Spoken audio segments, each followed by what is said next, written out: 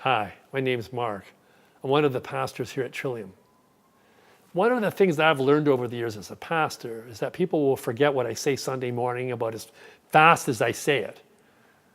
The details are often lost. Even at the end of the service, people have forgotten the details, and that's kind of disappointing because I put a lot of work into it. I really work hard at it, and yet the truth is most people seem to forget what I've spoken about in a matter of seconds or minutes at least. And it's not just what I speak about on Sunday mornings. People will forget what the songs were sung, and they'll forget the prayers and the announcements. But one thing that people remember, something I've learned, is they remember the feeling of being here. And it got me thinking of a quote by Maya Angelou. She said, "I've learned that people will forget what you said, people will forget what you did, but people will never forget how you make them feel." And wow, that's a powerful reminder. Because we can often get caught up in the details of speaking and doing, and yet it's the experience of being with us that matters most.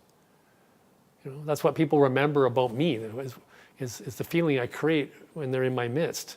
And I'm thinking to myself, I really have no clue about that. That's very frustrating. I have no idea how other people experience me when I'm in their presence. I'm kind of helpless in that. I don't know what my wife experiences of me truly. I don't know what my children experience of me. I don't know what my neighbors or my congregants or even strangers. I have no idea what people experience of me when I'm in their presence.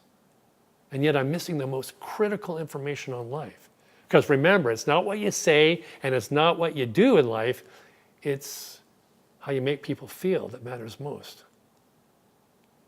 So the thing that is most important in my relationships with other people is the thing I'm most helpless on.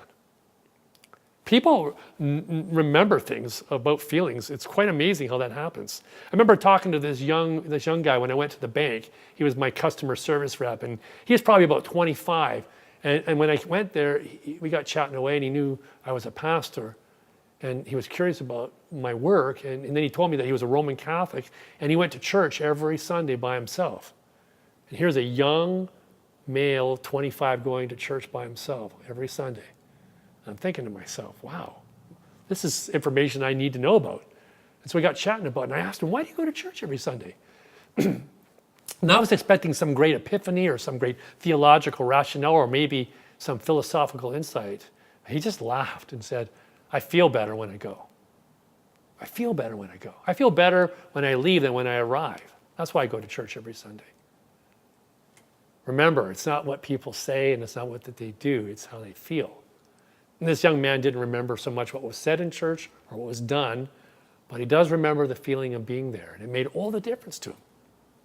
And I think that's true in life generally. We go by signs that say, visitors welcome. It could be a church or a business or whatever it might be, and we don't really believe those signs because we've, at some point in our lives, gone into that space. We've gone into a church with a visitor's welcome sign, and we've experienced unwelcome.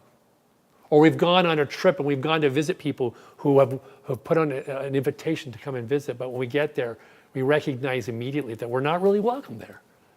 And it's something that I think we're very attuned to and we're very conscious of. And I'm thinking, what kind of signal am I sending out into the world? Am I that welcoming presence really? Am I that blessing presence?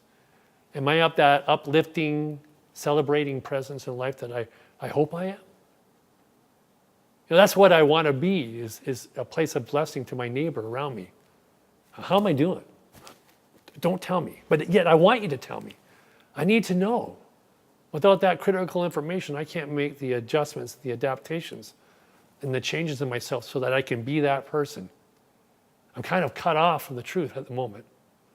But if my neighbors and my family around me share with me the truth, that truth will set me free.